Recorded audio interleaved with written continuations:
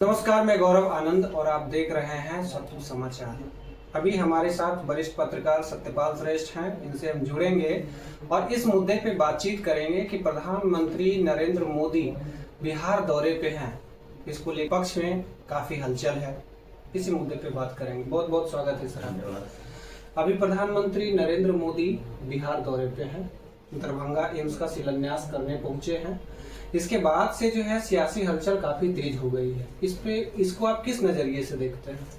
देखिए, पॉलिटिशियन जो भी है वो अवसर तलाशता है जी। प्रधानमंत्री का आज कार्यक्रम बड़ा ही मौके पर चौका है। आज 4 विधानसभा क्षेत्रों में उपचुनाव है बिहार में, और यहाँ से सटे झारखंड के 43 सीटों पर आज वहाँ शुरुआत विधानसभा चुनाव, आधे से अधिक सीट पर चुनाव जी।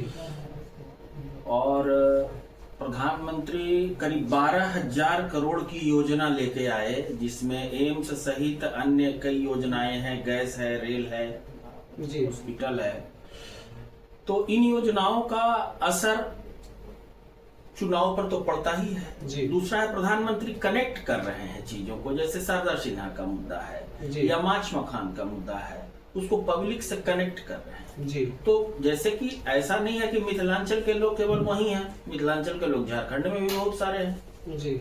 तो उसका कहीं न कहीं असर हो रहा है। दूसरा, प्रधानमंत्री का प्रोग्राम टीवी पर चल रहा है, उसको सुन के हम चुनाव में जा रहे हैं। हालांकि उन्होंने पार्टी का नाम नहीं लिया, लेकिन उन्होंने इसकी चर्चा की कि आज झारखंड में चुनाव है और अधिक से अधिक लोग मतदान करें, इसकी अपील उन्होंने की। पार्टीगत मामला नहीं था, लेकिन प्रधानमंत्री का बोलने का मतलब स्पष्ट होता है कि प्रधानमंत्री किस पार्टी के हैं, किस पक्ष के हैं।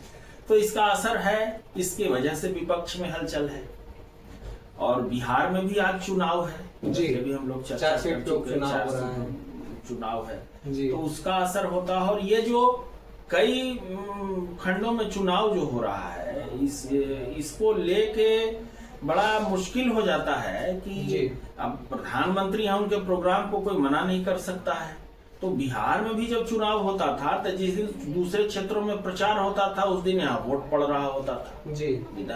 लोकसभा चुनाव के क्रम में आज भी तो प्रधानमंत्री जो है झारखंड कोटा में सभा को संबोधित करके फिर प्रधानमंत्री का प्रोग्राम जमुई में भी है। 2 दिन बाद मैंने अगले दिन जमुई में भी कार्यक्रम है उनका। तो फिर अगला चुनाव 20 तारीख को है जी। अगले चरण की वोटिंग 20 तारीख को है। तो विपक्ष को लगता है कि वोटर इससे प्रभावित हो, इस वजह से उसमें हलचल है और इसका असर कुछ न कुछ तो होता ही है जी। अच्छा, तेजस्वी यादव जो है एक आरोप लगा है प्रधानमंत्री मोदी पे और ये भी कहे हैं कि अब बिहार काहे आए। मीन्स उनका कहने का मतलब ये है कि दरभंगा का जो जमीन है एम्स का, वो जमीन उनके कार्यकाल में दिया गया है, जमीन मिल नहीं रहा था लेकिन अब दिया गया है। तो अब जो है शिलान्यास करके प्रधानमंत्री जी जो है वाहवाही बटोरने के लिए आए हैं। नहीं, जमीन का हस्तांतरण इधर हुआ है जी। मैंने 189 एकड़ जमीन जो दी गई एम्स को, स्वास्थ्य मंत्री जो आए थे उस समय हस्तांतरण का कार्यक्रम हुआ है, जो उसको कागज पर जो काम हुआ जी। तो इसके लिए तो तेजस्वी ये भी कह रहे हैं ना कि हम सबूत दे सकते हैं, हम जब स्वास्थ्य मंत्री थे, यहाँ जब सरकार बदली तो उस समय जो है जमीन का ये मामला है। देखिए, जमीन कोई घर से तो नहीं दिया ना कोई पार्टी वाला, जो आदमी पद पर है तो उसका महत्व होगा ना। जैसे कि इतनी बड़ी योजना केंद्र की योजना है, तो जब केंद्र की योजना है तो उसका शिलान्यास कौन रखेगा? इतना बड़ा अस्पताल का शिलान्यास हो रहा है जिसमें करीब 12 अरब 60 लाख का बजट है। तो कौन इसका शिलान्यास? उसके साथ उन्होंने वहाँ गैस पाइपलाइन का भी किया है, वहाँ उन्होंने कुछ रेल परियोजना का भी किया है और भी कई योजनाओं का लोकार्पण और शिलान्यास हुआ है। तो कोई एक कार्यक्रम के लिए तो प्रधानमंत्री वहाँ आए नहीं थे। अच्छा, जैसे क्या बिहार में 2 जगह जो है बीजेपी का खुद का उम्मीदवार है इस उपचुनाव में, तो कहीं ऐसा तो नहीं कि वो अपने उम्मीदवार के प्रचार के लिए? नहीं, ये तो सोचना गलत है। प्रधानमंत्री उपचुनाव के प्रचार के लिए आए, ऐसा नहीं है, लेकिन उसका असर तो कुछ न कुछ होता ही है। उसका असर होता है उपचुनाव पर। प्रधानमंत्री का क्या ध्यान रहेगा? प्रधानमंत्री का ध्यान झारखंड के चुनाव पर हो सकता है, महाराष्ट्र के चुनाव पर हो सकता है। प्रधानमंत्री अब कुछ दिन का मामला है, उपचुनाव कितना दिन वो सीट पर रहेगा, उसके लिए प्रधानमंत्री उसको क्या हम ये करेंगे? ये सब गलत सोच है। लोग छोटी सोच के आधार पर ये बात करते हैं, ऐसा नहीं। अभी एक जो है सबसे बड़ा मुद्दा और भी बना हुआ है कि मुख्यमंत्री नीतीश कुमार हर बार प्रधानमंत्री का पैर छू लेते हैं। इसको किस नजरिए? इसको गलत सेंस में नहीं लेना चाहिए, क्योंकि बार बार कर रहे हैं, उनके मन में श्रद्धा आ जाती है। जैसे आप किसी को पहले हाथ जोड़ के प्रणाम करते हैं, लेकिन उससे बातचीत, उसके कार्य से आप ऐसा प्रभावित हो जाते हैं कि उस पैर छूने लगते हैं। तो मान लिया कि अगर नीतीश जी के मन में ये श्रद्धा है प्रधानमंत्री के व्यक्तित्व को लेकर, और एक तो प्रधानमंत्री तो एक साधु है भाई, वेश नहीं है तो साधु तो है वो आदमी, वो देश की सेवा में लगा हुआ है, वो प्रचारक रहा है आदमी, तो वो तो साधु जीवन है।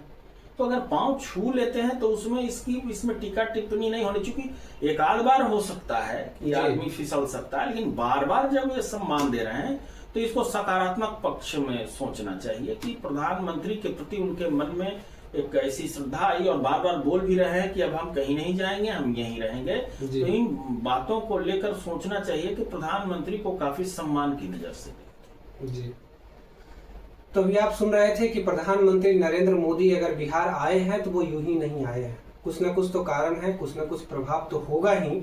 लेकिन सबसे बड़ा सवाल जो अभी आ रहा था यह कि मुख्यमंत्री नीतीश कुमार हर बार प्रधानमंत्री के पैर छू लेते हैं, तो इसलिए कहीं ना कहीं उनको अपने कुछ राजनीतिक लाभ मिल रहा है। लेकिन ऐसी बात नहीं है। यहाँ पे तो अभी जो है वरिष्ठ पत्रकार सत्यपाल श्रेष्ठ भी जो है उसको खंडित करते हुए इन्होंने यह कहा है, जैसे कि भाजपा नेता भी यह कहते आते हैं कि वो शिष्टाचारगत के कारण ही जो है उनका पैर छूते हैं, और प्रधानमंत्री वैसे उम्र में भी बड़े हैं, तो हो सकता है कि इसी लिहाज से उनके पैर को छूते हैं। ऐसे ही खबर को देखते रहने के लिए बने रहिए हमारे साथ। धन्यवाद।